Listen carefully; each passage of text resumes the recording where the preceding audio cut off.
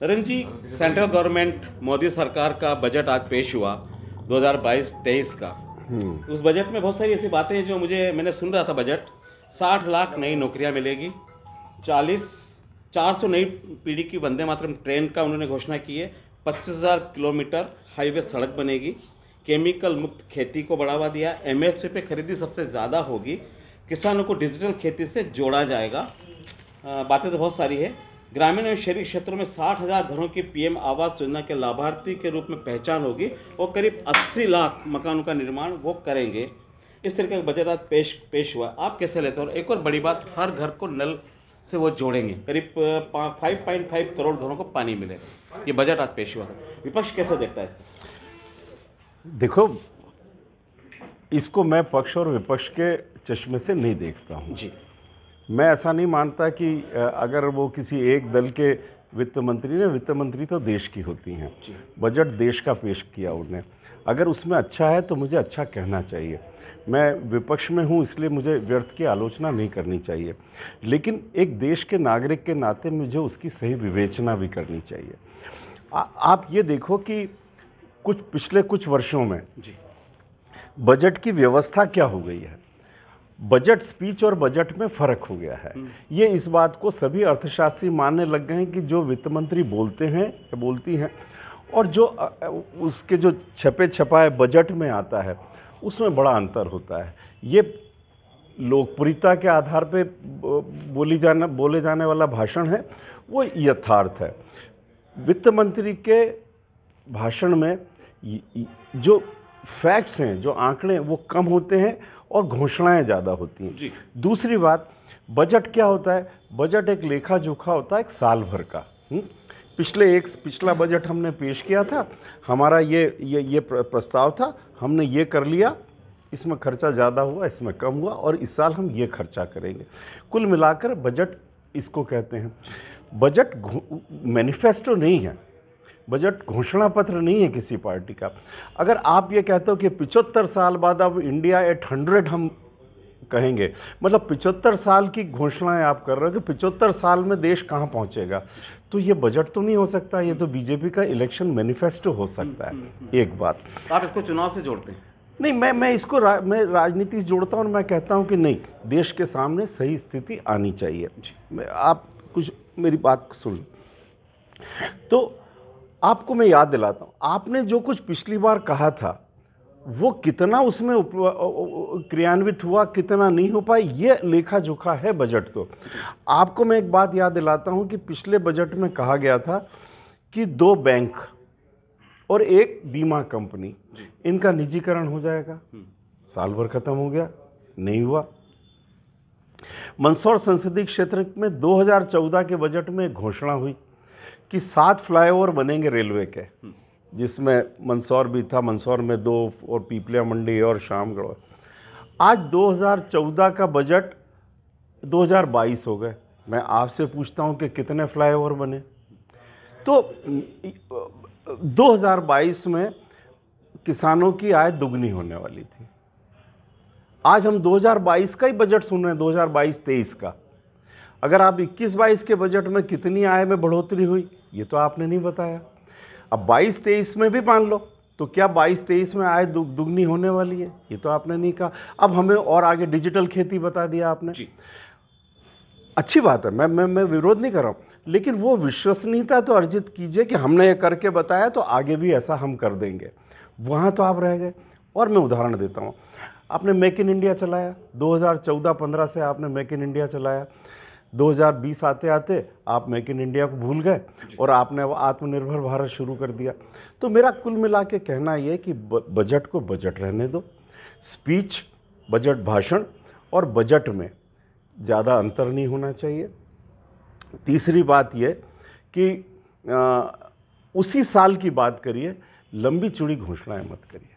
जी जी जी। जो बजट पेश हुआ है, जैसे उन्होंने कहा है कि हम 60 लाख नौकरियां देंगे, इस बजट में उन्होंने प्रस्ताव किया। चलिए मैं इस पे आपसे बात करता हूं कि क्या किसी बजट में ये घोषणा हुई कि बेरोजगारी को बढ़ाएंगे? ये तो नहीं करी होगी, है ना। हिंदुस्तान की सबसे बड़ी बेरोजगारी की दर 21-22 में आई है। रोज आप अखबार पढ़ रहे हो, हैं, पढ़े हुए लिखे बेरोजगार कितने हैं ये आप देख रहे हो। ये रिकॉर्ड बेरोजगारी इस देश में हुई है। और जो बिहार में जो अभी युवकों ने जो आंदोलन किया, जिसमें दुर्भाग्यपूर्ण है उन्हें रेलें भी चलाई, लेकिन ये कुंठा और ये निराशा किस बात की है? क्योंकि बेरोजगारी इस देश में बढ़ रही है। कभी आप कहते थे 2 करोड़ नौकरियां देंगे, कभी आप कहते थे 5 करोड़ नौकरियां देंगे, अब आप कह रहे हो कि 60 लाख नौकरियां देंगे। तो जब आपकी पिछली सारी घोषणाएं आपकी गलत हो गई, तो 60 लाख की घोषणा पर कौन विश्वास करेगा?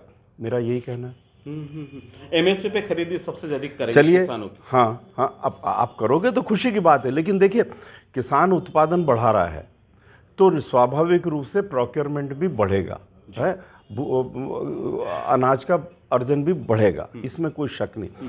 लेकिन मेरा कहना है कि क्या सारा 100% गेहूँ, 100% सोयाबीन, जो एमएसपी में, मैं उनकी उन जिन्सों की बात नहीं करता हूँ जो एमएसपी में नहीं है, मैं उन जिन्सों की बात करता हूँ जो एमएसपी में हैं।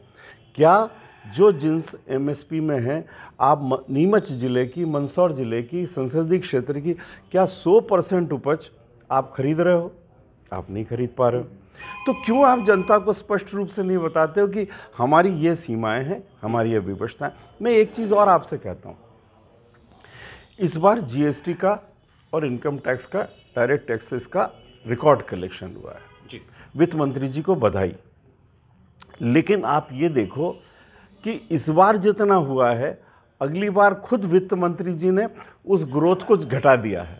अभी पूरे आंकड़े मैं देख नहीं पाया क्योंकि आए नहीं है अभी तो आंकड़े आना, लेकिन वित्त मंत्री जी ने अगले साल का आयकर का अनुमान की ग्रोथ को घटा दिया है। क्यों किया? तो इसका मतलब ये है कि वित्त मंत्री जी को ऐसा लगता है कि ये जो ग्रोथ आई है, जिसको हम अंग्रेजी में वी शेप रिकवरी कहते हैं, कि अचानक बिल्कुल, चूंकि वो कोविड में बिल्कुल नीचे आ गई थी, वो तेज़ी से ऊपर बढ़ गई और वो वापस नीचे आ जाएगी।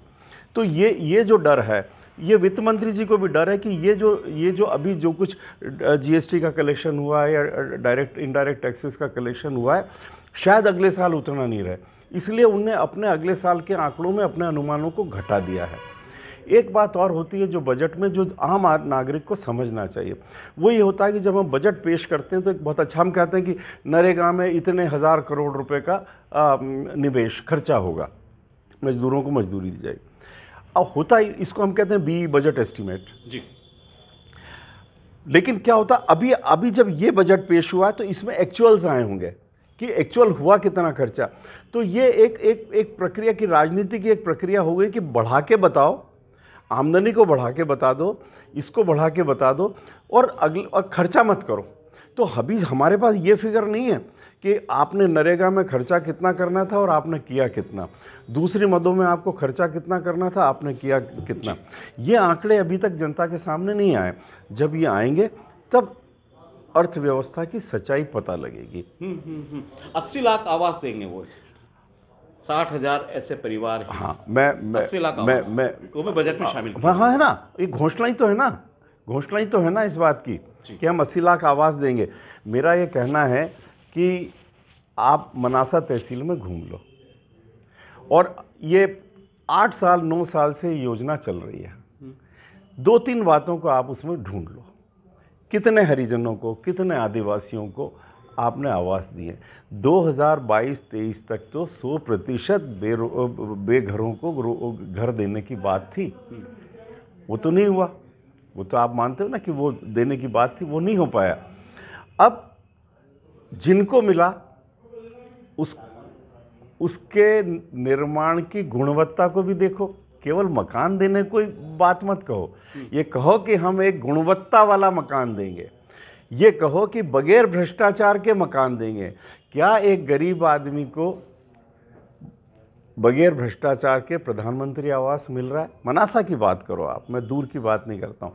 मैं आप भी स्वीकार करोगे इस बात को कि हाँ, भ्रष्टाचार तो हो रहा है। तो आखिर 80 लाख बन रहे हैं, बहुत धन्यवाद, लेकिन उनको गरीब तक 100% वो पैसा पहुँचे अच्छे निर्माण के रूप में, बगैर भ्रष्टाचार, ये भी तो आवश्यक है। वो डिलीवरी सिस्टम इसको कहते हैं, क्रियान्वयन कैसे होता है, वो बहुत खराब है। जी। करीब 5.5 करोड़ परिवारों को सीधा जल जीवन मिशन के अंतर्गत पानी घर तक पहुंचेगा, ये बड़ी बात नहीं मानते? बहुत बड़ी बात है, लेकिन मैं तो फिर यहाँ मनासा में बैठा हूँ। मैं देखता हूँ कि जब 2024 तक सपने को पूरा करना है। मेरी बात सुनिए ना, 2003 का सपना था, हमने 5.5 करोड़ रुपए और चमलेश्वर बांध बना दिया था। आज उस 2003 को 2022 हो गए। उसके बाद में वो और आ गया। एक बार वो तो पुरानी योजना पता नहीं कैसे क्रियान्वित हुई, वो तो पानी पूरा मिला नहीं, वही 4 दिन 5 दिन की गैप में पानी। फिर एक नई नल योजना आ गई, यही मनासा में हुआ, रामपुरा में जाके देख लो। फिर एक नई, वो पुरानी योजना का पैसा तो डूब गया 10 साल के अंदर, और फिर नई योजना आ गई, उसका पैसा फिर खर्च हो गया। मनासा वहाँ का वहीं है। तो अब मिलेगा ना सब? अब तो ये तीसरी योजना है। तो क्या तो मैं नहीं, तो मैं आपसे पूछ रहा हूँ, तो मैं आपसे पूछ रहा हूँ 2003 में जो पैसा खर्च हुआ, फिर उसके बाद 2016-17 में जो पैसा खर्च हुआ, उन सब उस पैसे, वो योजना कौन सी थी? तो मैं यही कहता हूँ, आप योजनाएं बनाओ, बहुत खुशी की बात है। और क्या चाहते हैं? हम सब राजनीति में आते हैं, चाहे हम हो चाहे वो, हम सब जनता के लिए आए, लेकिन ईमानदारी से क्यों कोई घोषणाएं नहीं करें, और फिर ये नहीं करें कि वो पैसा वहाँ बजट में रखे और जनता तक नहीं पहुँच के तीसरी जगह चला जाए। अब आप खुद मानो कि 2003 में हाँ नल योजना आई थी, और पानी की कोई आपको पानी की व्यवस्था नहीं करनी थी, वो तो करके गए थे हम चमलेश्वर वाले। आज कंजारड़ा पानी को तरस रहा है। कंजारड़ा जहाँ से पानी लाके आप सबको पिला रहे हो, वो गांव पानी के लिए तरस रहा है। तो फिर हम कैसे विश्वास करें कि अब जो योजना आ रही है, आपने मतलब कोई नल योजना का जीवन क्या 5 साल होता है, 7 साल होता है? जो गवर्नमेंट प्रोजेक्ट्स क्या इतने कम उसके लिए बनते? आपने जो योजनाएं बनाई, पहली फेल कर दी, दूसरी फेल कर दी, अब आप कह रहे हो 1300 करोड़ आए, अब तीसरी आएगी। तो भैया ये योजनाएं आएंगी कि अब जल आएगा, ये तय करा दो। जी।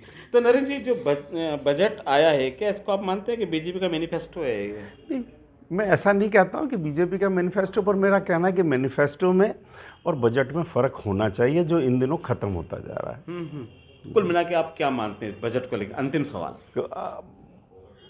प्रभु से प्रार्थना करता हूँ कि जो वित्त मंत्री जी ने इस देश को सपना बताया, जो प्रधानमंत्री जी सोचते हैं, वो ईमानदारी से क्रियान्वित हो और देश आगे बढ़े। बहुत बहुत धन्यवाद। Thank you.